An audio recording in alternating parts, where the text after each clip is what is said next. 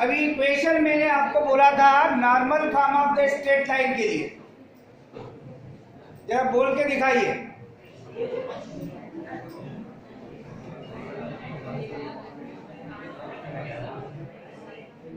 आपसे ही कह रहा मुझे normal form of the straight line का इक्वेशन अभी मैंने कुछ समय पहले ही कहा था, उसको बोलना है आपको।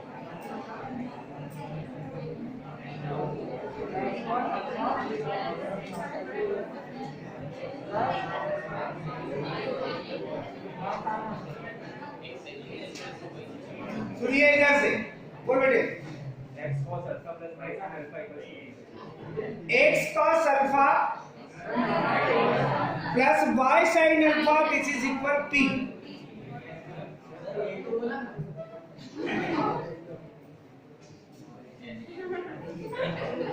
वही बोला था, बीच में नहीं, वही बोला था, स्टार्टिंग से वही बोला था, बीच में नहीं बोला था।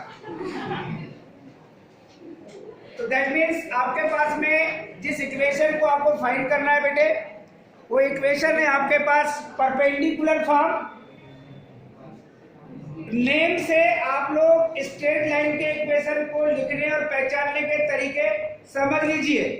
उसकी वजह होती है, या तो आपको जब ऑब्जेक्टिव टाइप के क्वेश्चन पूछे जाते हैं तब उनके स्टैंडर्ड फॉर्म के अकॉर्डिंग ही आपको राइट करने कहा जाता है। आपको यूं कहा जाए कि right the perpendicular form of the straight line, तो आपको पता होना चाहिए कि परपेंडिकुलर फॉर्म स्ट्रेट लाइन का कौन सा होता है, या उसी को चेंज करके वो बोल देते हैं write the normal form of the straight line. दोनों के मीनिंग सेम है। और उसमें आपने बताया equation x cos alpha plus y sin alpha which is equal p। अब यहां क्वेश्चन ये है कि p length of perpendicular from the origin to the straight line. p क्या है? ओरिजिन से स्ट्रेट लाइन पर जो परपेंडिकुलर ड्रा करते हैं उस परपेंडिकुलर की लेंथ को रिप्रेजेंट करता है। और अल्फा क्या है? अल्फा जो ओरिजिन से लाइन पर परपेंडिकुलर ड्रा किए हैं वो perpendicular positive direction of x axis से जो एंगल मेक करता है उस एंगल की वैल्यू है। ओरिजिन से लाइन पर जो परपेंडिकुलर ड्रा करते हैं आप, तो वो परपेंडिकुलर एक्स एक्सिस की पॉजिटिव डायरेक्शन से जो एंगल मेक करता है उसकी वैल्यू है। दैट मीन्स जब आप इस इक्वेशन को देखेंगे जिसे आपने कहा है नॉर्मल फॉर्म और परपेंडिकुलर फॉर्म,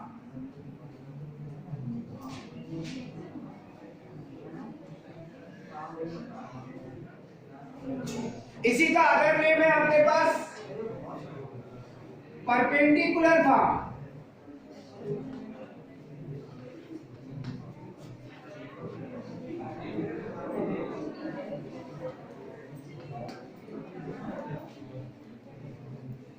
इसके पहले आपने पढ़ा है intercept form, x upon a plus y upon b which is equal 1।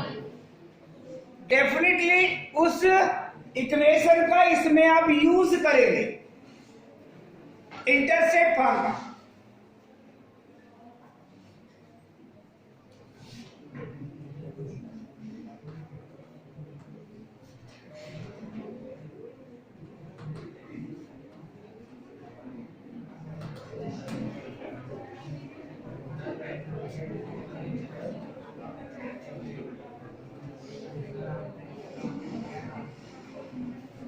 Coordinate axes आप पहले ड्रा कर लीजिए।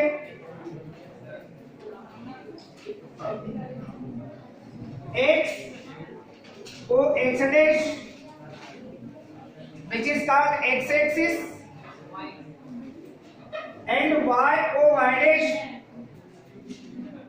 is called y-axis, which are perpendicular each other.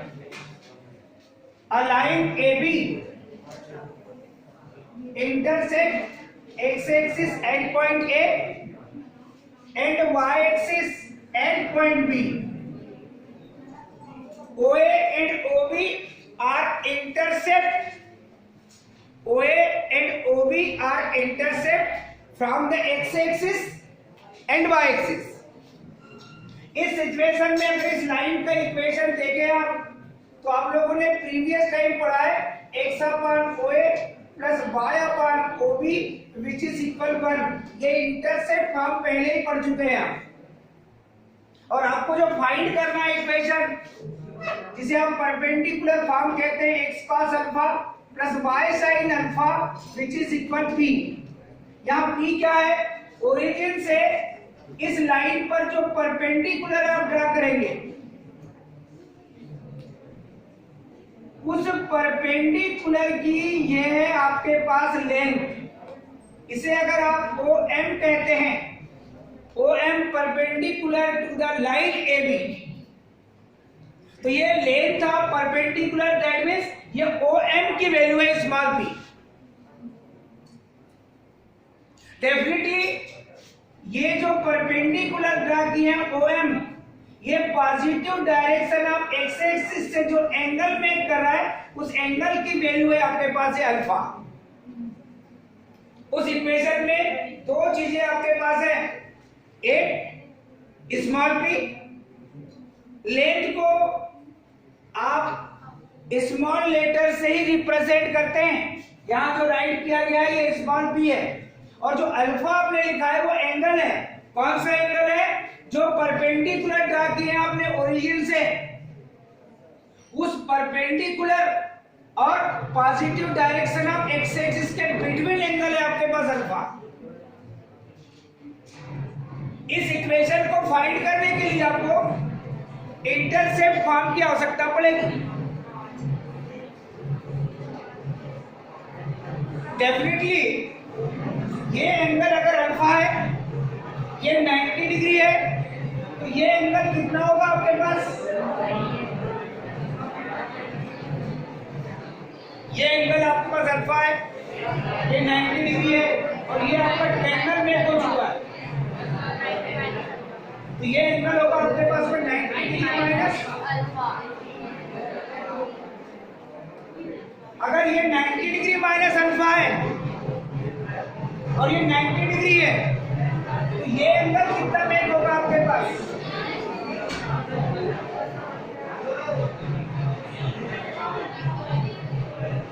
ये एंगल कितना मेक होगा आपके पास? ये 90 डिग्री माइनस अल्फा, ये 90 डिग्री, और ये आपके पास ये मेक हो जाएगा बेटे आपके पास अल्फा. तो this sum of angles of a triangle is 90 degree. Clear?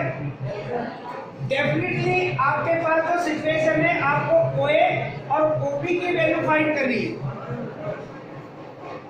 एक बार आप इस राइट एंगल ट्रायंगल को लेंगे और इस राइट एंगल ट्रायंगल में ये 90 डिग्री है, तो ये आपके पास हाइपोटेनियस है. आप इस एंगल को भी ले सकते हैं इसमें, या इस एंगल को भी ले सकते हैं, मगर आपको OA और OM में रिलेशन चाहिए.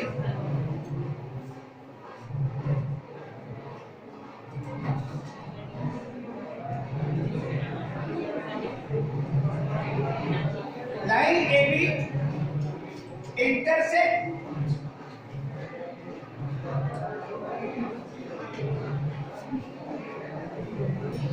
from x-axis and y-axis at points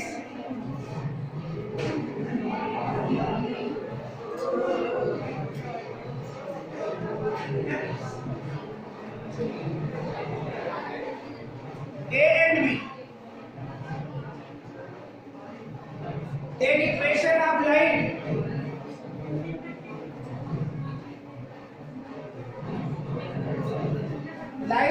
OB का इक्वेशन आपको फाइंड होगा x upon OA plus y upon OB which is equal 1.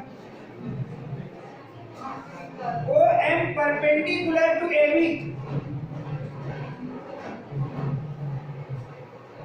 Origin से आपने लाइन AB पर जो परपेंडिकुलर ड्रा किया है उसे आपने कह दिया OM, और इस OM की वैल्यू को आप एज्यूम कर रहे हैं OM equal small p and angle MOA या MOX ये भी कह सकते हैं आप.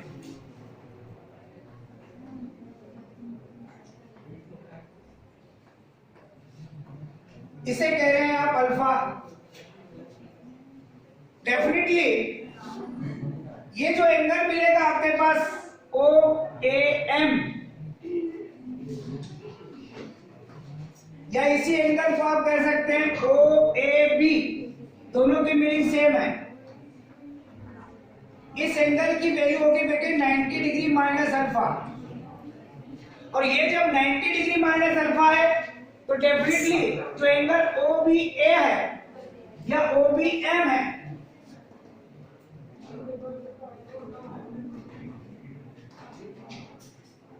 इसकी वैल्यू होगी बेटे आपके पास अल्फा, क्योंकि ये 90 डिग्री है. इस पूरे ट्रायंगल की बात करेंगे, ये 90 डिग्री है, 90 डिग्री माइनस अल्फा, तो डेफिनेटली आपके पास ये एंगल मिलेगा बेटे आपके पास अल्फा, जो कि 180 डिग्री ट्रायंगल के एंगल का सम भी चाहिए. अब आपको ये इक्वेशन में OA और OB की वैल्यू फाइंड करना है in terms of P and alpha. इस राइट एंगल ट्रायंगल की आप बात कीजिए पहले. In right angle triangle OMA, in right angle triangle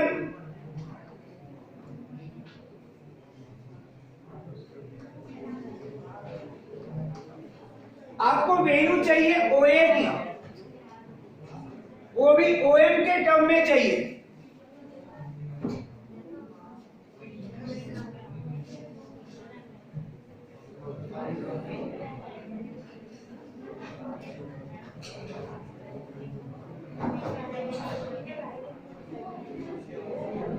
इस राइट एंगल ट्रायंगल के लिए OA को कहेंगे आप हाइपोटेनियस, क्योंकि राइट एंगल की अपोजिट साइड है.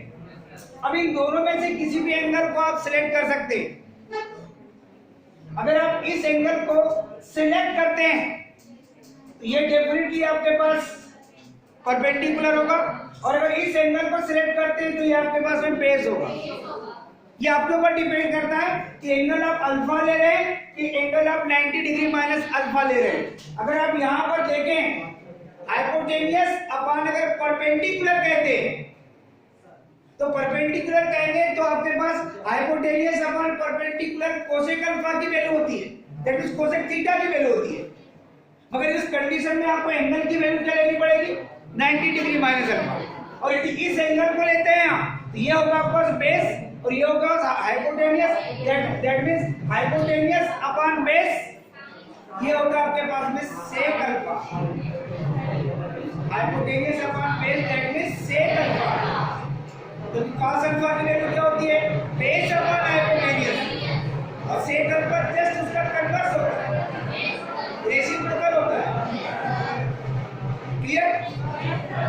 तो यहाँ पर आप चाहे तो सेक अल्फा लिख सकते हैं या कोसेक 90 डिग्री माइनस अल्फा लिख सकते हैं.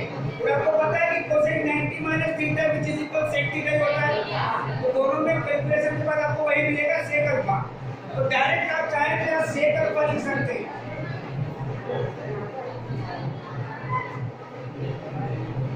यहाँ से OA की वैल्यू फाइंड कर लीजिए बेटे.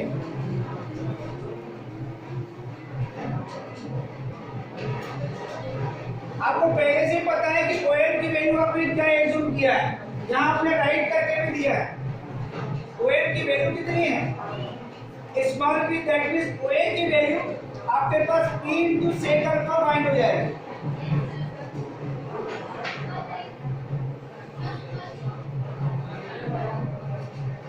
क्लियर? अब एक पॉइंट मेन है आपके पास, आपने OA की वैल्यू फाइंड कर चुके हैं, अब आपको OB की वैल्यू फाइंड करना है, वो भी इन टर्म्स ऑफ P मतलब OM के टर्म में फाइंड करना है। तो सेकेंडरी आप इन राइट एंगल ट्रायंगल इस सेकेंड वाले को चूज करो, OMB को। इस राइट एंगल ट्रायंगल को अगर चूज कर रहे हैं तो आपको वैल्यू चाहिए OB की, किसके टर्म में चाहिए बेटे? OM के टर्म में चाहिए। डेफिनेटली आप इस एंगल की बात करेंगे और इस एंगल की वैल्यू आपके पास कितनी है? अल्फा। तो डेफिनेटली आपके पास इस एंगल की अपोजिट साइड होगी परपेंडिकुलर और ये राइट एंगल की अपोजिट साइड होगी hypotenuse. Hypotenuse upon perpendicular that means cosec, और एंगल की वैल्यू कितनी है? अल्फा।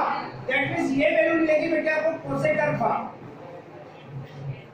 इससे आप OB की वैल्यू फाइंड कर लीजिए, OM into cosec alpha. Definitely OM की वैल्यू है आपके पास, जो एज्यूम किया है आपने वो है आपके पास स्मॉल p, या स्मॉल p पुट कर दीजिए आप। डेफिनेटली OB और OA की वैल्यू आपने फाइंड कर चुके हैं। इस रिजल्ट को आपने इक्वेशन नंबर फर्स्ट कह दिया है। Putting the value of OA and OB, putting the value of OA and OB in equation first। जब इक्वेशन फर्स्ट में ये वैल्यू पुट करेंगे तो रिजल्ट मिलेगा बेटे आपको x upon p sec alpha plus y upon b, y upon OB, OB that means आपको मिलेगा बेटा p कोसेक अल्फा।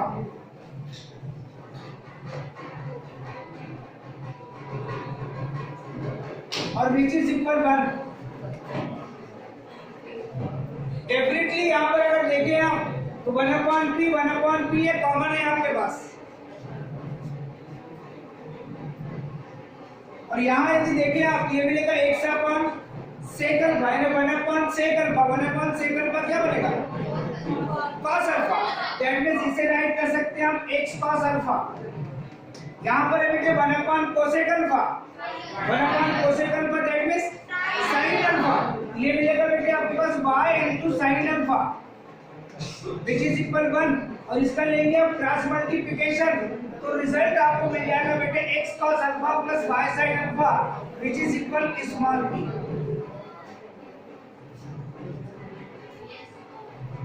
ये cross multiplication p into 1 that means मिलेगा p, और x cos alpha plus y sin alpha which is equal आपको मिल जाएगा p। ये आपका जो इक्वेशन फर्स्ट टाइम हमने राइट करके दिए थे जिसे कैलकुलेट करना था, और इस इक्वेशन को आप क्या कहते हैं? इक्वेशन इन परपेंडिकुलर फॉर्म या इक्वेशन इन नॉर्मल फॉर्म। और नहीं तो कभी कभी आपको ऐसे भी कंडीशन देता है, if P is the length of perpendicular from origin to the line and alpha is the angle between perpendicular and positive direction of x-axis, then find the equation of line। ऐसा भी question कह देता है। सीधा अगर आपको normal form नहीं कहेगा या परपेंडिकुलर फॉर्म नहीं कहेगा तो पूरी सिचुएशन राइट करता है कि find the equation of that line in which P is the length of perpendicular from origin to the line and alpha is the angle between perpendicular and positive direction of x-axis।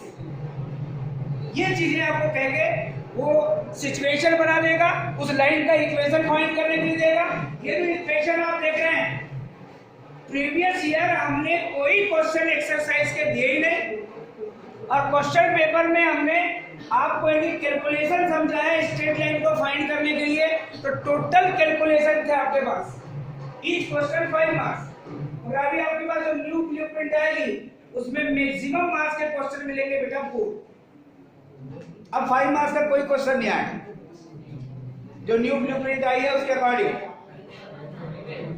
1 marks के 30 question, फिर 3 marks के 10 question और 4 marks के भी 10 question आएंगे। ऐसे total 50 question होंगे अब सॉल्व करने के लिए। और ईच क्वेश्चन में आपको आर नहीं मिलेगा, ये न्यू ब्लूप्रिंट है। कुछ क्वेश्चनों में मिलेंगे आपको आर। और अभी आपने हाफ ईयरली एग्जाम दिया था, उसमें ईच क्वेश्चन में आपको आर मिला था। वैसा अब ब्लूप्रिंट नहीं है, वो चेंज हो गया। सर वो 30 मार्क्स में किस टाइप का 1 मार्क्स के ऑब्जेक्टिव पैटर्न जो था, choose the correct option, total 30 हो सकते हैं। मतलब वो एमसीक्यू और सर मतलब फिजिकल साइंस वाला टाइप वो सब चीजें बताएंगे। तो डेफिनेटली जो अभी सिचुएशन आपने बनाया है, इससे कनेक्ट एक क्वेश्चन आप सेलेक्ट करेंगे। आप राइट कीजिए, मैं क्वेश्चन राइट करता हूं।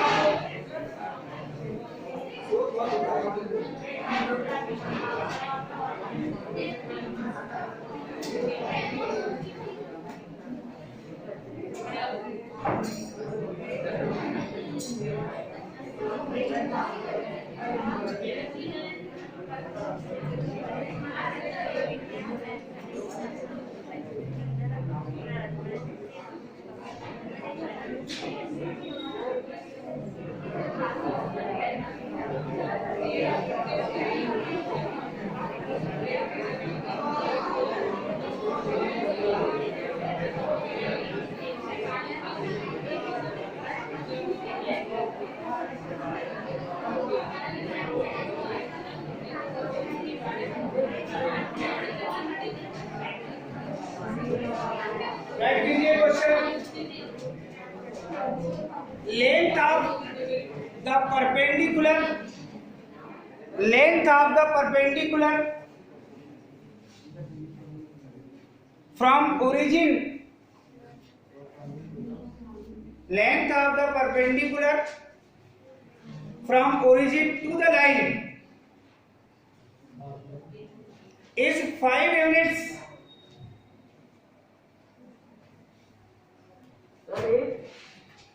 The length of the perpendicular from origin to a line is 5 units. तो इसकी मीनिंग क्या होगी? स्मॉल p की वैल्यू कितनी है?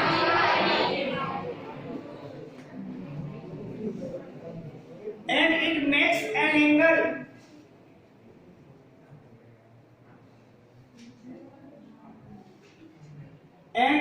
makes an angle minus 60 degree with x-axis, that means यहाँ पर अल्फा की वैल्यू कितनी है?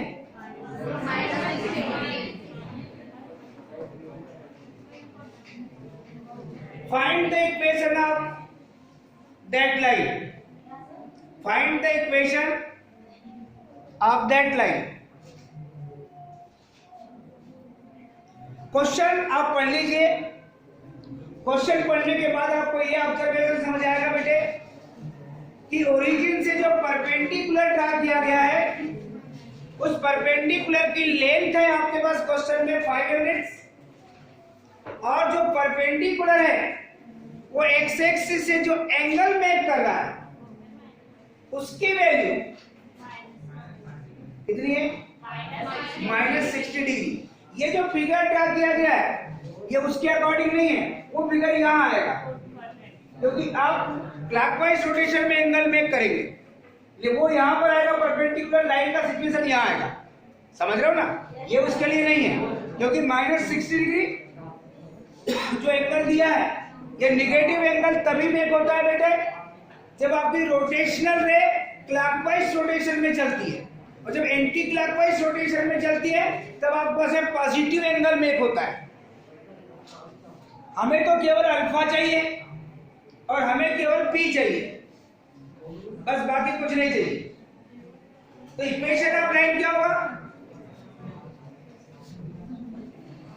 Equation of line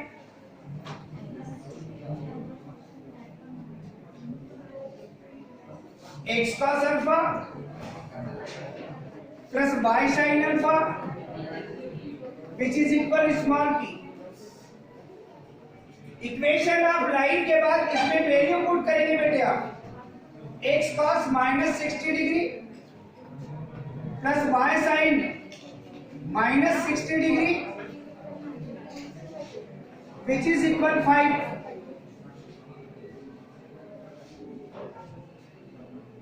definite cos minus theta क्या होता है? cos माइनस थीटा क्या होता है? और sin माइनस थीटा क्या होता है? Minus sin theta.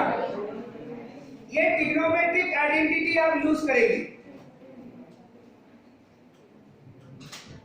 डेफिनेटली आपके पास यहां पर वैल्यू मिलेगी minus y into sine 60 degree. अब cos 60 की वैल्यू कितनी होती है? 1/2। और साइन 60 की वैल्यू कितनी होती है? एलसीएम लेके जब सॉल्व करेंगे बेटे तो मिलेगा x, एलसीएम लेंगे तो मिलेगा 2, ये मिलेगा x into 1 that means x minus √3y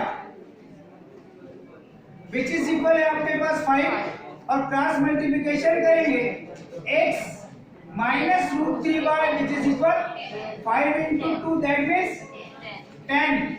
चाहे तो आप ये भी लिख सकते हैं और नहीं तो मैंने आपको कई बार बताया है कि जब भी आप इक्वेशन ऑफ लाइन राइट करते हैं तो आपको कौन सा फॉर्म राइट करना पड़ता है? General form. और जनरल फॉर्म क्या होता है बेटे? x plus by plus c पर, चाहे तो आप उस फॉर्म में इसको कन्वर्ट कर सकते हैं, x minus √3 into y minus 10 which is equal 0। ये फाइनली आप ax plus by plus c पर 0 के फॉर्म में भी राइट कर सकते हैं। मगर मैक्सिमम टाइम ये लिखा गया है कि कांस्टेंट जब अगर नेगेटिव है तो पॉजिटिव सेंस में आंसर दे देता है, मगर ये लिखते हैं तो द बेस्ट, सबसे बेस्ट वही है। मगर आप लोग क्या करते हैं, जब भी कोई क्वेश्चन सॉल्व करते हैं तो आप आंसर शीट तरफ जरूर जाते हैं। आपको अगर ऐसा लिखा हुआ नहीं दिखा, आप बार बार देखते हैं क्वेश्चन जहां तक आपने सॉल्व किया आपको पता चला कि उसने यही दिया कि बस आ गया, मगर उसको जनरल फॉर्म में आप राइट करने की कोशिश कीजिए। ये p की वैल्यू और अल्फा की वैल्यू हर क्वेश्चन में चेंज होते रहेगी बेटे।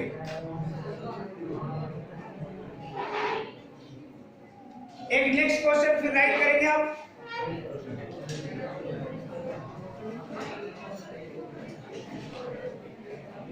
Find the equation of that straight line.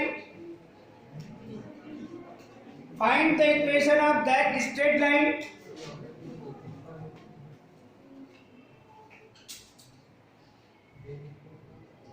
if the length of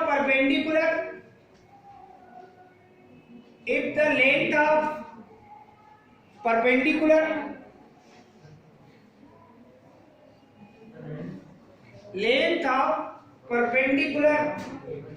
from origin to the line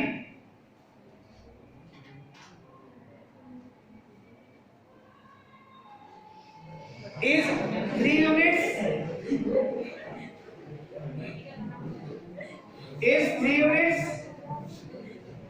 and cos alpha equal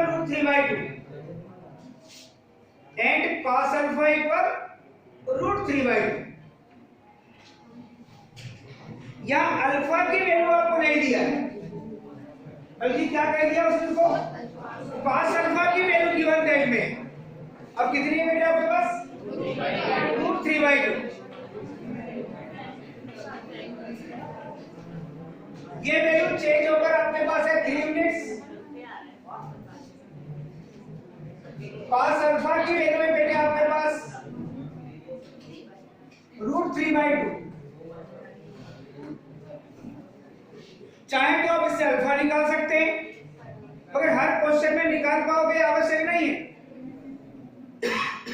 तो इससे आप लोगों को पहले क्या करना पड़ेगा, इक्वेशन ऑफ लाइन आप राइट कर दीजिए।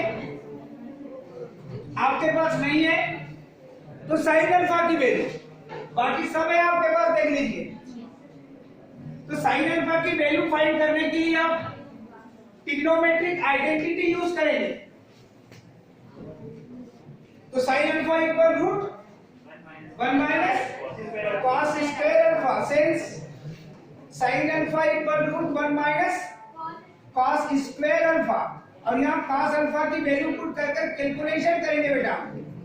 1 minus root 3/2 whole square, that means 3/4,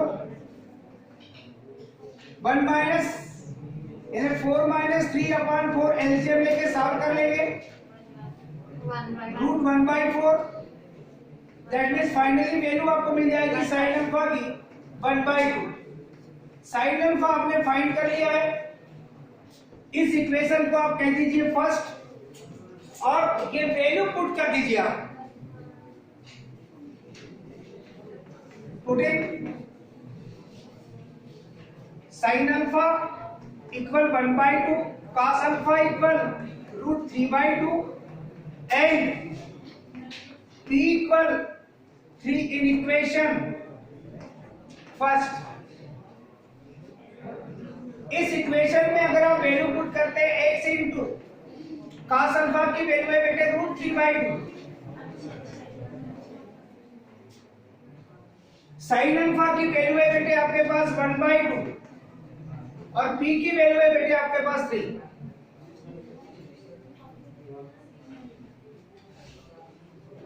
definitely LCM लेंगे तो आपको मिलेगा 2।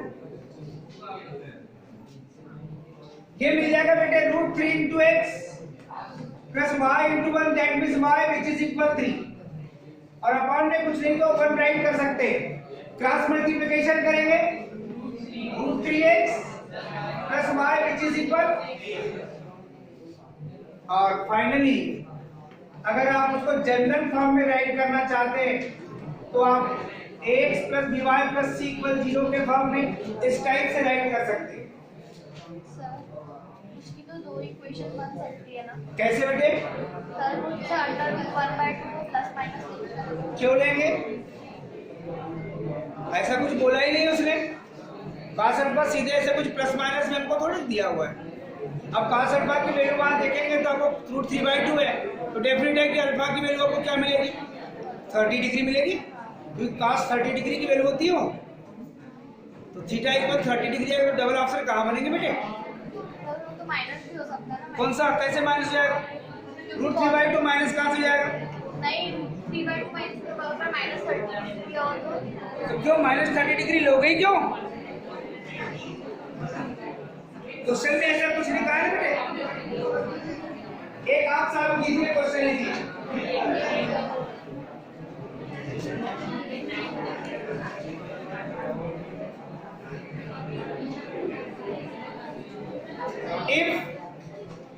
If small p equal 4 units, if small p equal 4 units and alpha equal 150 degree, small p equal 4 units and alpha equal 150 degree, then find the equation of line. Then find the equation of line. इस question को आप solve करेंगे